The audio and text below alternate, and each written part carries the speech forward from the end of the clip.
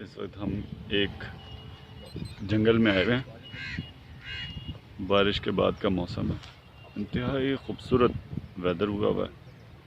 जैसे कि आप लोग देख सकते हैं, हल्की हल्की सी बारिश हो रही है। बारिश का आपको पता नहीं चलेगा, देख लेंगे। ये कब ऊपर से कहीं उड़ गया। और ये देखें, तहत निगाह ये बागात हैं सारे के सारे यहाँ पर।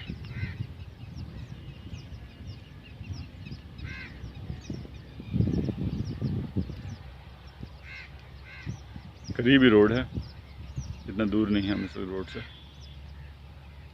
ये इसका पॉन्ड है और आगे इसके फ़िश पॉन्ड भी है। अगर हम वो देखें, वो सारा का सारा जो दूर नज़र आ रहा है उस जगह पर, वहाँ पर फ़िश पॉन्ड्स है। ये जगह है, यहाँ पर ये सारे के सारे परिंदे चरिंदे हैं मौजूद।